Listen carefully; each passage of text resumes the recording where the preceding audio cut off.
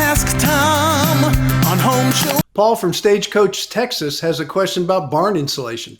Well, he's got this diamond in the rough that needs a little insulation upgrade, as you can tell, just looking at that. It's nice. Yeah. Paul writes, I'll be upgrading the building to a full auto shop, and I want to start by removing and replacing that old deteriorating insulation.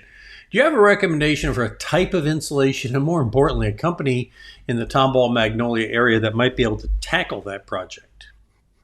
Yeah, you're going to go back with basically the same kind of insulation, only it'll be new. That is metal building insulation. If you go to our certified Home Show Pro of metal buildings, and they can help you out with this, they probably have the entire package to sell this gentleman.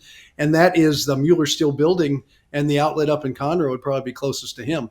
And they can probably find someone to install it for him because they have so many people that buy there and build those buildings. But it's going to be the same type of insulation. It's a coated insulation that goes up against the metal.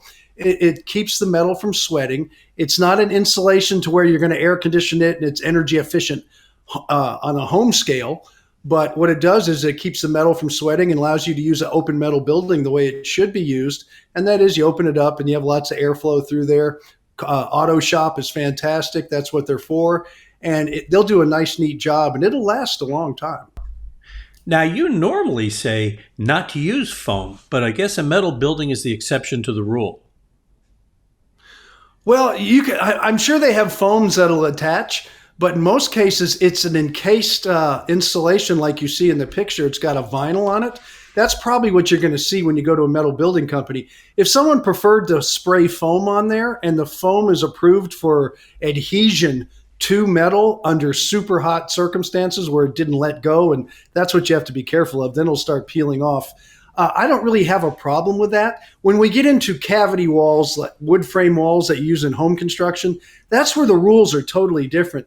But if you're putting insulation right up against a product such as metal or concrete, let's say tilt wall, then sometimes the foams actually work better than some of the rolled out products. But with metal buildings like you see in this picture, most of the time it's an encased fiberglass. I do believe it's an R8 to an R12 right in there, and it's pushed together, and it's not meant as a big insulator. It's meant to keep the metal from sweating, kind of like that foam little cushion you put on your beer can or Coke can when you're sitting next to the swimming pool. So that's what it's for, and that's how you have to approach it. It's not your typical insulation that you would use in home construction.